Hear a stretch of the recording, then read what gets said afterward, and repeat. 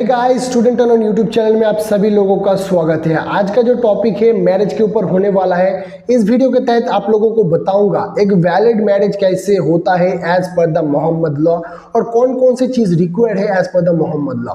तो वीडियो को शुरू से लेकर अंत तक जरूर देखो। वीडियो पसंद आने के बाद वीडियो को एक लाइक कर देना, चैनल को सब्सक्राइब करके नोटिफिकेशन बेल को प्रेस जरूर कर देना। तो चलो वीडियो को स्टार्ट करते हैं। तो देखो, सबसे पहले मैरिज एक्चुअली है क्या, आप लोगों को ये पता होना चाहिए। सभी लोगों को मालूम है, लेकिन मैं एक छोटा सा ओवरव्यू दे देता हूँ as per the written perspective.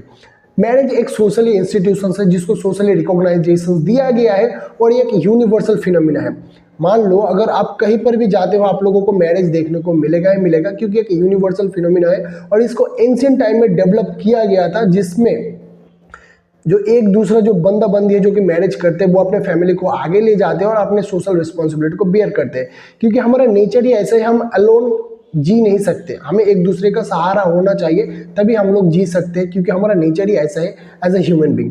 तो ये एक छोटा सा ओवरव्यू था। मैरिज एक्चुअली एक यूनिवर्सल फिनोमिना है, ये सोशली रिकॉग्नाइजेशन दिया गया है इसको, एज ए इंस्टीट्यूशन भी आप कह सकते हो, और ये यूनिवर्सल फिनोमिना है और ये आपको सभी जगह पे देखने को मिलेगा।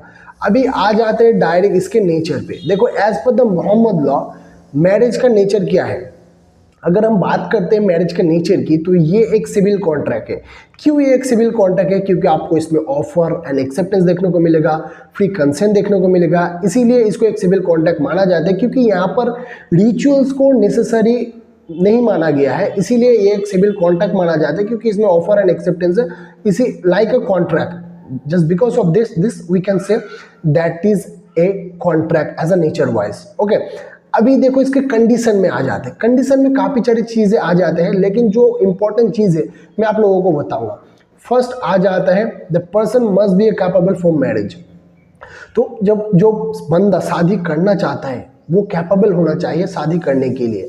इसमें कुछ कुछ कंडीशन आ जाते हैं। जस्ट मान लो यहाँ पर ए है जो शादी करना चाहता है, ये अगर मेंटली इल होगा तब ये कैपेबल नहीं होगा शादी करने के लिए। अगर ये मेंटली इल होगा तब ये कैपेबल नहीं होगा। अगर ये माइनर होगा तब ये कैपेबल नहीं होगा। तो person should be capable for marriage. लेकिन यहाँ पर एक एक्सेप्शन भी आ जाता है। अगर पर्सन जो माइनर है तो उसका जो गार्जियन होगा वो उसके बिहाफ पे कंसेंट दे सकता है, तब जो बंदा मैरिज करना चाहता है वो कर सकता है। तो यहाँ पर जो कैपेसिटी है मैरिज करने का वो आ जाता है और इसके इंक्लूड जो जो भी चीज़ें फॉल करेगा वो इसके अंदर आ जाएगा। तो capacity of marriage is first condition. Second आ जाता है फ्री कंसेंट। फ्री कंसेंट में यहाँ पर कोई भी बंदा अगर शादी करना चाहिए तो उसका यहाँ पर मंजूरी होना बहुत ही ज़्यादा अनिवार्य है। अगर उसका मंजूरी नहीं होगा तब ये एक वैलिड मैरिज नहीं माना जाएगा as per the Mohammad law. और एक और चीज़ भी है, अगर मान लो कंसेंट दिया गया है, मान लो ये यहाँ पर शादी करना चाहता है और इसने कंसेंट दिया, लेकिन इसने जो कंसेंट दिया किसी ने इसको धमकाया इसलिए दिया, किसी ने इसको बहकाया इसलिए दिया, by fraud, by mistake, by coercion, अगर कुछ इस टाइप से इसका कंसेंट लिया जाता है तब ये वैलिड कंसेंट नहीं होगा as per the Indian contract act, और ये मैरिज भी वैलिड नहीं होगा। तो consent must be free consent. Okay, second आ जाता है यहाँ पर offer and acceptance. Offer and acceptance, अगर आप लोग इंडियन कॉन्ट्रैक्ट एक्ट पढ़े होंगे, नहीं पढ़े हो कोई बात नहीं, मैं आप लोगों को बता देता हूँ एक्चुअली ऑफर क्या है और एक्सेप्टेंस क्या है।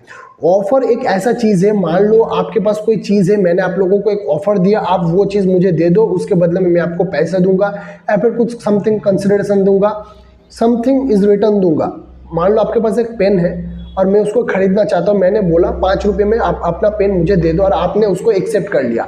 तो मैंने ऑफर दिया, आपने उसको एक्सेप्ट किया, मैंने आपको 5 रुपये दिया, आपने अपना पेन मुझे दे दिया, मैंने आपको 5 रुपये दे दिया। तो ये ऑफर एंड एक्सेप्टेंस परफॉर्म हुआ।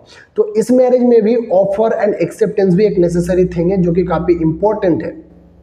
जो ब्राइड ग्रूम है वो ऑफर करेगा और जो ब्राइड है उसको एक्सेप्ट करेगा, तभी जाके ये एक वैलिड मैरिज होगा।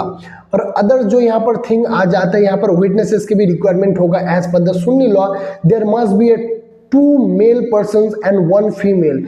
इफ शादी के वक्त जब ये ऑफर होगा, मतलब जब शादी चल रहा है, वहाँ पर विटनेसेस भी होना जरूरी है। वो मुस्लिम होना चाहिए सुन्नी लॉ के अकॉर्डिंग वहाँ पर 2 मेल होना चाहिए और एक 1 फीमेल होना चाहिए एज अ विटनेस। और जो offer and acceptance bride and bride groom कर रहे हैं उन लोगों को सुनाई भी देना चाहिए और जो ब्राइड है और ब्राइड ग्रूम को भी है, उन लोगों को भी ऑफर सुनाई देना चाहिए और एक्सेप्ट भी हो रहा है वो भी सुनाई देना चाहिए। और वहां पर अगर 1 मेल होगा तो 2 फीमेल की जरूरत पड़ेगा एज अ विटनेस। लेकिन सीएलओ के अकॉर्डिंग मैरिज के टाइम कोई भी विटनेस रिक्वायरमेंट नहीं है, आप इसको भी लिख सकते हो। और यहाँ पर वंस टाइम मीटिंग पे ऑफर एक्सेप्ट होना चाहिए, वंस टाइम मीटिंग ऑफर देना होगा और एक्सेप्ट करना होगा। आप इसको इस टाइप से समझो, मान लो शादी करने बैठे हैं, ठीक है ना, और मैंने ऑफर किया अपने ब्राइड को, लेकिन मैंने ब्राइड ने उसको अभी एक्सेप्ट नहीं किया, उठ के चला गया, या फिर नेक्स्ट हमारा मीटिंग हो रहा है 1 दिन बाद या फिर 1-2 घंटे बाद, फिर उसने आगे एक्सेप्ट किया, तो ऐसा नहीं चलेगा। वंस टाइम मीटिंग में ऑफर देना होगा और ऑफर को एक्सेप्ट करना होगा, तभी वो वैलिड मैरिज के अंदर आएगा। और गाइस यहाँ पर पांचवा आप एक ऐसा आ जाता है डावर, जिसको आप मेहर भी कह सकते हो। मान लो मैं यहाँ पर ब्राइड ग्रूम हूँ, मैं समथिंग कुछ एसेट्स ऑफर करूंगा ब्राइड को, जो ब्राइड एक्सेप्ट करेगा। मान लो मैं शादी करने बैठा हूं और मैं उसको 100 रुपये ऑफर कर रहा हूं और उसने उसको एक्सेप्ट किया, तब भी जाके ये वैलिड मैरिज होगा और ये वैलिड कंडीशन होगा। लेकिन अगर इसमें अगर कोई कंडीशन लगाता है, मान लो मैंने उसको 100 रुपीज़ ऑफर किया जिससे मैं शादी करना चाहता हूँ, लेकिन उसने बोला नहीं नहीं मुझे 100 रुपीज़ नहीं चाहिए, मुझे 200 रुपीज़ चाहिए, तब मैं राजी होऊंगा। अगर ऐसा करता है तब ये एक वैलिड डावर नहीं होगा, ठीक है ना, कोई कंडीशन नहीं होना चाहिए इसमें। तो जो भी एसेंशियल थिंग मैंने आप लोगों को बता दिया, इसका इंट्रोडक्शन में मैंने आप लोगों को बता दिया, नेचर वाइज एक सिविल कॉन्ट्रैक्ट है, मैंने ये भी आप लोगों को बता दिया, और क्यों नेचर वाइज सिविल कॉन्ट्रैक्ट है आप लोगों को पता भी लग गया होगा। और एसेंशियल कंडीशन में देखो, कैपेसिटी होना चाहिए, फ्री कंसेंट होना चाहिए, ऑफर एंड एक्सेप्टेंस होना चाहिए, वंस टाइम मीटिंग में ये होना चाहिए, कोई भी रिसिप्रोसिटी यहाँ पर इसमें नहीं होगा, मतलब कोई भी कंडीशन नहीं होना चाहिए डावर में जो ऑफर किया जाता है ब्राइड ग्रूम की तरफ से। तो ये जो वैलिड कंसर्न है, ये जो वैलिड थिंग्स है, वो रिक्वायर्ड है as per the Muslim law. जो भी मुस्लिम है जो मैरिज करना चाहते हैं, ये वैलिड मैरिज होगा अगर वो लोग ये सारे एसेंशियल चीज को फॉलो करेगा। कोई माइनर बंदा मैरिज करे वो भी कर सकता है, लेकिन उसका गार्जियन की परमिशन उसको रिक्वायर्ड होगा, जो कि प्रिस्क्राइब किया गया एज पर द रूल, जो कि मोहम्मद में ले डाउन किया गया है।